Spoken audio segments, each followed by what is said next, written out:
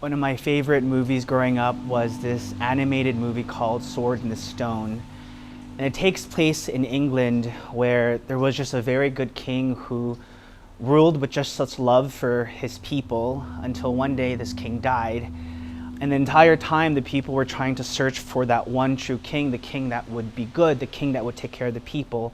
So for generations they didn't have that king. There was wars, there was so much evil that was going on. Until one day, who was born was this servant boy who pretty much dreamed of being a knight. And everybody would laugh at him because all he wanted to do was to be a knight, but he was just a simple servant. Until one day he met this wizard named Merlin, and Merlin told him that he was destined to become something much more than he actually was. And the legend has it that there was this sword in a stone, and that whoever could pull this sword out of this stone, they would be the one true good king that would rule the land with goodness and love and mercy. One day, Arthur was walking into the forest and he saw this sword in the stone, and Arthur had no idea of the legend and the story of that sword. And so he just went to the sword and he just simply pulled it out. And he couldn't believe that he pulled out the sword, and he just simply thought it was a simple sword. But the truth was, it was because he was chosen to be the one true good king for this land. And everybody couldn't believe it. Everybody cheered and they were so grateful that he was the one, the most humble of them all. And this was a movie. This was just in a movie. But it happened in our world too. 2,000 years ago, there was a boy that was born into this world in a simple manger with a mother and father who literally had nothing. They were pretty much also like servants as well. They were the poorest of the poor. This boy, this child grew up, and he lived in an area where there was just so much evil and destruction in the world. And this boy grew up and he would end up giving up his life for you and for me. He would lay down his life, he would die for every single person, and he would be on that cross. And then he showed the world that he was to be our Savior, the one that would bring salvation to all.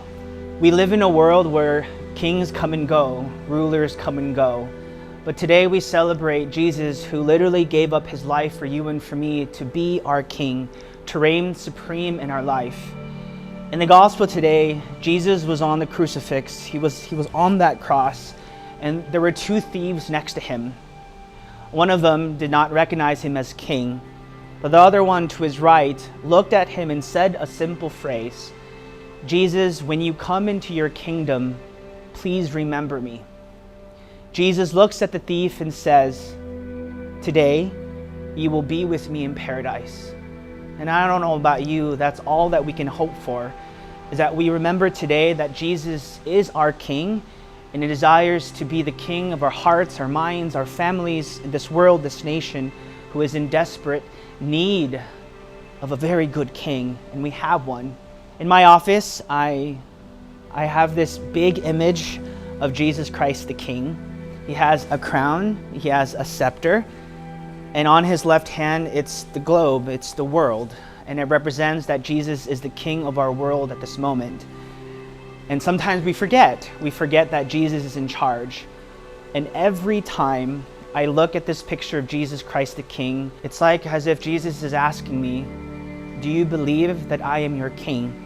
I look at him and I look at my life and I realize that even when the world is struggling, even when the world seems like there's so much evil, I look at Jesus with that crown, I look at Jesus with the globe in his hand, the world in his hands, and I remember he is always in charge.